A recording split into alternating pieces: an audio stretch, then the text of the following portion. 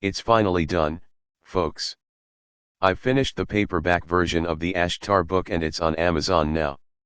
Other news, I'm believing that the demise of the deep state is close at hand and that the QFS, which is already operating on Earth, will be made mainstream very soon. So many of the pundits are not allowed to say anything. Watch Charlie Ward. He keeps his mouth shut for the duration of an entire show, and he's a guy who has a lot to say. He's been asked not to spill the beans, folks. He can't say anything. But I believe that is the message he's departing to us, the very fact that he can't say anything because there's so much going on. I found this video on the jinn, which, basically are the dark forces that are haunting and taunting us in this world. The speaker speaks of dark-eyed adults, and I've seen one, my neighbor in the old house. I stood in my power, just snorting and as I walked by her, and no harm was done. I've seen several dark shadow people in my last apartment, and I was never scared of them, but some were pretty creepy. I have yet to put up the picture of the male figure I saw walking into my bedroom while I was taking a bath one night, as well as several black oozy looking blobs that seemed to hang from the ceiling on my photo page on our website. There was also the funny looking bird's nest thing I saw in a state in between sleep and awakeness one night, that I had the Galactics help me with. Always remember, if you have such an encounter, call on Archangel Michael and his angels and they'll help you deal with these demonics. The light forces are looking to remove them all from Earth. The speaker makes a good point, and that is the point that I'm constantly making in our videos. You have the right to be a sovereign, one-souled entity with no attachments or other violations of your body and your energy. I discuss how to deal with them on a person-to-person basis, but we have to deal with them on an unseen level as well. The speaker says the best defenses against these demonics is 1. Strengthening the aura. Lisa Renee has a 12-dimensional shield she uses. Shadow work will also strengthen the aura. 2. Strengthening of sovereignty, which is what we're working on in these videos. Yes, it can be done at the mental and emotional levels. You don't have to have any psi abilities at all to do this. 3. Projection of inviolable free and personal will always. This means nobody violates your free will, so that means you stop allowing manipulation and control, and you stop violating others in the same way. Only that way do you stand in your power, folks. The more you insist on this sovereignty, and respect others as well, the less these dark entities can mess with you. That's why all the lessons on empowerment. And yes, it is daily work. Every day you work on increasing your power and your right to self-determination, your sovereignty. If you find doing your psycho-spiritual work conflicts with going to your job, then you understand why the Matrix wants you to work for a living. If you didn't have to work for a living, then doing your psycho-spiritual work would be the priority for us, and when the Saint Germaine funds are issued and you don't have to work anymore, guess what? Yeah. We are taking this planet back for our children, and our children's children. So we have to be the example for them, and we have to put these monsters in their place. The only way is through self-empowerment at physical and non-physical levels. Waiting to be saved by the system or whatever, is only leaving yourself open and vulnerable to attack by other people acting as Matrix minions and by these jinn demonics themselves. They are living among us, folks. I've seen them, I've experienced them, and they have to be stopped at the personal level. On that note, today's video then. People try you all the time. They test your boundaries.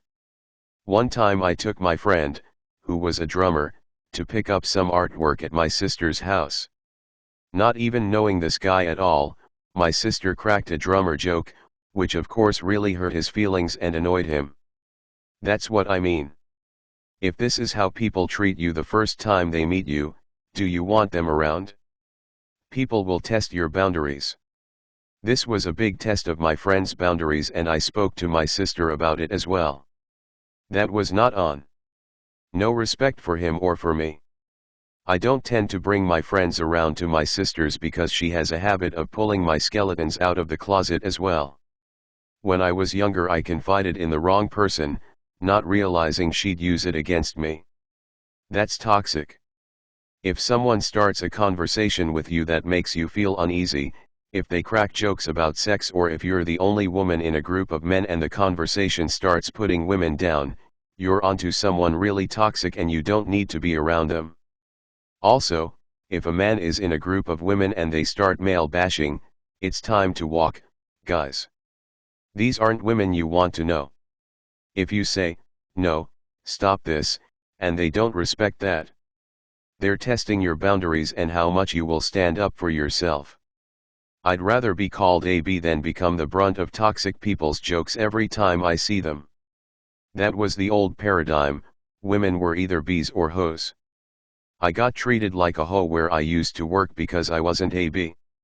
These aren't people you want to either work with or know personally, but for 10 years I did both.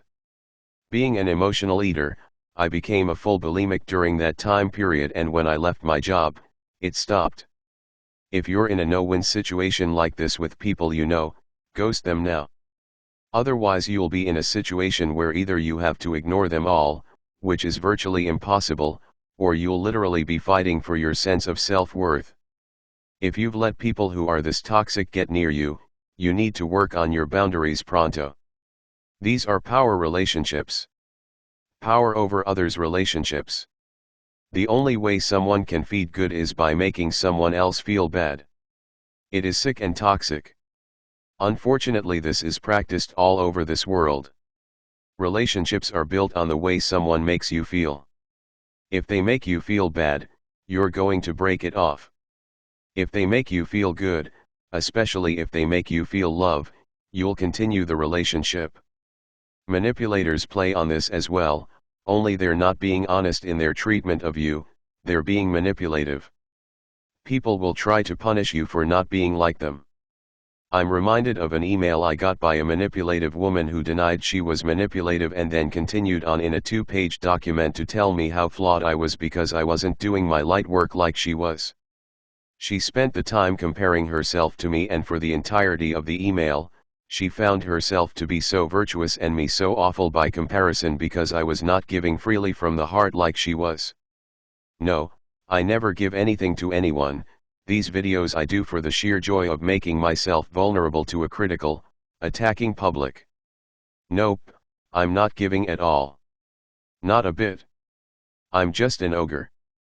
It only goes against everything I've learned about this world for me to do this work.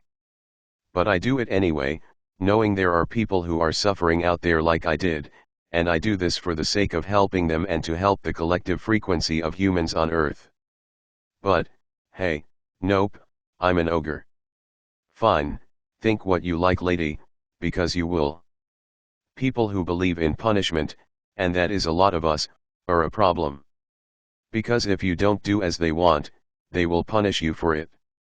Punishment could be anything from a hefty sigh and a walk away, to retaliation, and that's really confusing because you don't ever know what it was that you said or did to deserve being attacked that way.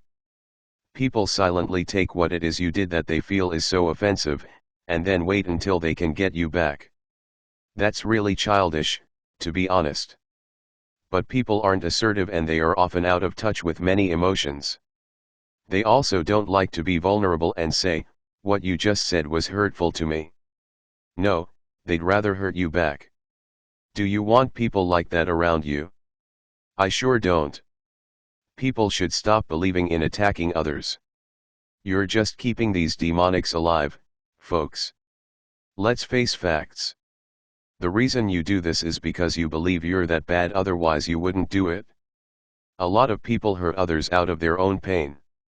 If they hadn't been so hurt, they wouldn't hurt others in turn. But none of this would be happening without these demonic beings prompting us to.